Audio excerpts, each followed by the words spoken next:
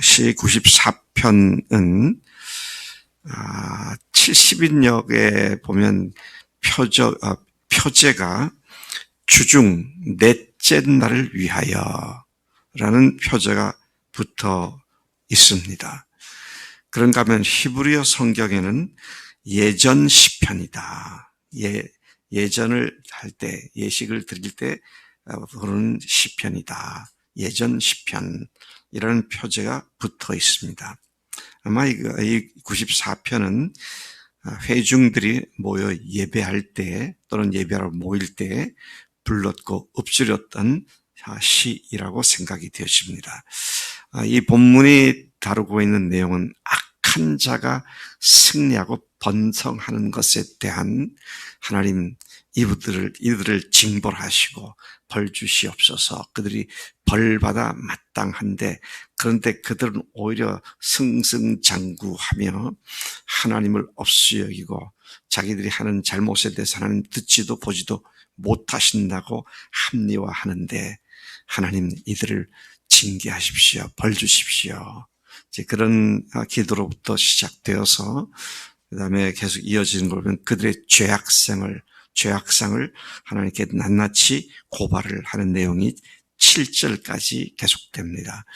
8절부터 11절까지는 그들이 하나님이 모르신다, 관계하지 않으신다 라고 짓거려 대고 있습니다. 그런 말로 하나님께 호소를 하고요. 또 마지막 23절까지는 하나님이 정직한 의인의 궁극적 승리를 보증해 주신다는 해답을 얻고 그것을 노래하고 있는 그런 내용의 말씀인 것이죠. 자, 다시 돌아가서 보면 악인들이 번성하고 승리하는 문제에 대한 시인의 문제 제기가 나와 있습니다. 그들이 그렇게 하는 것이 너무도 역겹고 너무도 속이 상해서 하나님을 부를 때 그는 매우 이례적으로 하나님을 어떻게 부르느냐 하면 복수하시는 하나님, 1절이 그렇게 말하죠. 복수하시는 하나님, 빛을 비추어 주소서. 두 번씩이나 같은 말을 반복해서 복수하시는 하나님, 그렇게 말을 합니다. 또 2절 보면 세계를 심판하시는 주여, 마땅한 자들에게 마땅한 벌을, 교만한 자들에게 마땅한 벌을 내려주세요. 이런 호소와 기도로 시작을 하게 되죠.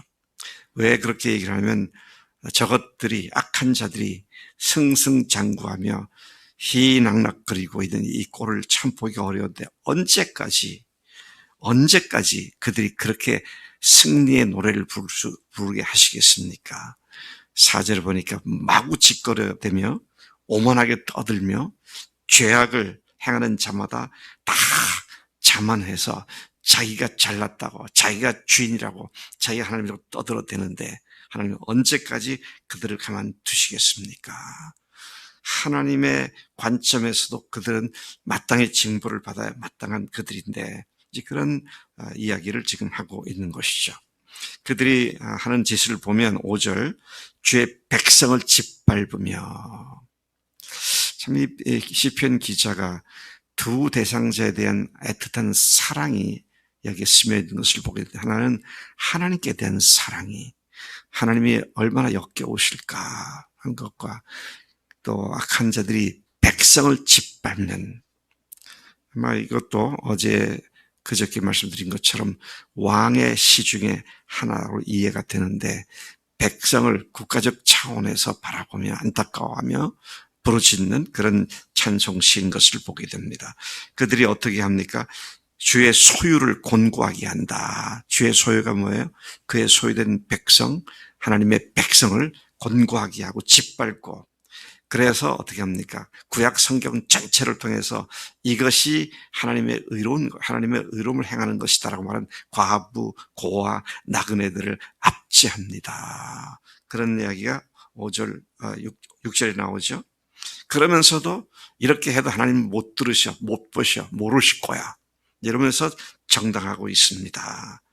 자, 그런 7절까지 말씀에 이어서 8절 이하에 보면 자신들의 죄와 악함을 하나님이 무관심하다고 말하는 자들의 문제를 지적하고 있습니다.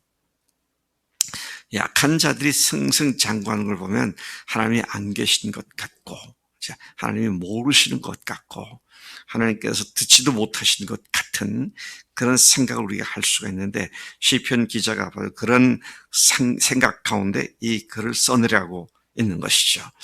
자, 그러한 자들을 일컬어서 뭐라고 보면 8절에 보니까 어리석고 또 무지한 자들이다. 하나님을 알지 못하고 자신들이 하는 일을 알지 못하는 어리석고 무지한 자들이다. 어찌 귀를 만드시니가 듣지 않고 눈을 만드시니가 보지 않으시겠느냐. 10절 뭇 백성을 징벌하시는 여기도 징벌하시는 하나님 그렇게 말하죠. 곧 지식으로 사람을 교훈하시는 이가 징벌하지 아니하시랴. 참 놀라운 반전의 말씀입니다. 하나님이 징벌하시는데 징벌을 통해서 교훈하신다. 교훈은 가르치는 거죠. 벌받아 마땅한 사람들을 징벌을 통해서 가르치십니다. 이런 시를 지금 읊고 있는 것을 보게 되는 것이죠. 여호와께서는 사람의 생각이 허무함을 아시느니라. 하나님께서는 보고 듣지 못하고 이런 문제가 아니고 그 사람의 마음까지 꿰뚫어 보시고 알고 계시는 분이시다. 그런 말씀을 하고 있는 것이죠. 또 12절 여호와여 주로부터 징벌을 받으며 죄의 법으로 교훈하심을 받는 자가 복이 있습니다. 참 하나님께서 징벌하는 사람들은 사랑하기 때문이다. 징벌을 통해서 고통을 주고 멸망당하게 하는 것이 아니라 그걸 통해서 교훈하기 위해서인데 그렇게 징벌을 받아 교훈을 받는 사람들이 참으로 복됩니다. 자, 그런 고백을 하고 있습니다. 자, 이런 사람들에게는 환난의 날을 피하게 해주시고 악인을 위하여 구덩이를 팔 때까지 평안을 주시리로다. 하나님께 교훈을 받고 고침을 받는 사람은 하나님께서 악한 자들을 멸망시키실 때 그들은 오히려 그때까지 평안하게 지켜주십니다. 또 우리 14절 참 이 말씀이 우리에게 많은 위로와 또 격려가 되는 말씀이죠. 여호와께서는 자기 백성을 버리지 아니하시며 자기의 소유를 외면하지 아니하시리로다. 자기 백성을 버리지 않는다. 자기 소유를 외면하지 않는다. 철저히 그분 것이 되었기 때문에 그분께서 아끼시고 챙기시고 돌보시고 지켜주신다. 그런 말씀이죠. 우리를 하나님께서는 하나님의 아들이시며 하나님 자신이신 예수님의 피값으로 그분의 생명으로 우리를 죄에서 사주셨고 형벌에서부터 사주셔서 하나님의 소유가 되게 하셨습니다. 내 것이 다 내 것이 아니라 누구 것이라고요? 주님의 것이 되었다. 그래서 우리가 우리 몸 함부로 써서는 안 돼요. 왜 그렇습니까? 이게 내게 아니기 때문에. 고린도 전서 6장에 보면 너희는 너희 것이 아니라 값으로 사신 것이 되었다. 그래서 주님이 우리의 주인 되셨기 때문에 우리가 우리 몸을 통해서 하나님을 기쁘시게 하는 그런 삶이 되어야 되는데 그런데 하나님께서는 당신의 소유로 삼으셨기 때문에 절대로 외면하거나 버려두지 아니하신다 그랬습니다. 저는 저희 집에 있는 나무까지도 옆집 사람이 자기 마음대로 자르니까 화가 나더라고. 우리 집 울타리 바깥으로 이렇게 자기 집에 조금 들어갔다고 그냥 우리 집에까지 이 팔을 뻗쳐가지고 우리 집 안에 있는데 깊숙하게 잘라 버렸더라고요. 한 15년 전쯤 얘기입니다. 그거 보니까 너무 화가 나는 거예요. 아니, 우리 집 마당에, 우리 집 울타리 안에 있는 가지까지 자르다니. 이런 생각이 들더라고요. 가만히 생각해보니까 나무가지 하나 자르는 게 뭐 대수라고. 근데 내 집 물건을 함부로 손댔다고 화가 나더라고요. 하나님께서 하나님의 소유로 삼으신 우리를 악한 자가 함부로 하지 못하도록 철저히 지키시고 관리하시고 또 보호하시는 줄로 믿습니다. 참 어마어마한 은혜를 받은 우리인데 우리가 그 사실을 또 까먹고 내 건 줄 알고 이 몸 가지고 함부로 죄 짓고 악한 짓을 하고 이래서는 천부당만부당한 일이다. 오늘 시편 기자가 징계를 통해서도 하나님은 교훈하시고 그렇게까지 사랑하신 우리를 하나님은 절대로 버리지 않고 지키시며 보호하신다. 이런 말로 하나님을 찬양하고 있음을 보게 되죠. 그래서 15절이 그 말하는 결론이기도 합니다. 심판이 의로 돌아가리니, 심판이 멸망과 나쁜 상태로 가는 것이 아니라 의로 돌아간다. 그래서 여러분 혹시 어려운 일을 당할 때 빨리 생각해 볼 건 내가 지금 하나님 앞에 벌 받고 있는 게 아닌가, 무엇 때문에 내가 이런 벌을 받고 있나. 그래서 뭐라도 마음속에 석연치 않은 게 있으면 회개하고 주님 이 일을 통해서 저를 가르쳐 주시는데 교훈을 알게 해 주십시오. 그렇게 할 때 우리가 오히려 하나님을 다 따르는 자들이 되고 하나님의 의를 이루는 자가 된다는 것이죠. 16절 이하에 보면 이렇게 악한 자들이 계속되고 있는데 세상에 나를 도와줄 사람은 아무도 없습니다. 그러나 17절에 여호와께서 내게 도움이 되셨다. 그분께서 도우지 않으시면 내가 벌써 이 입이 다물어져서 할 말도 없는 자가 되고 말았을 것이다.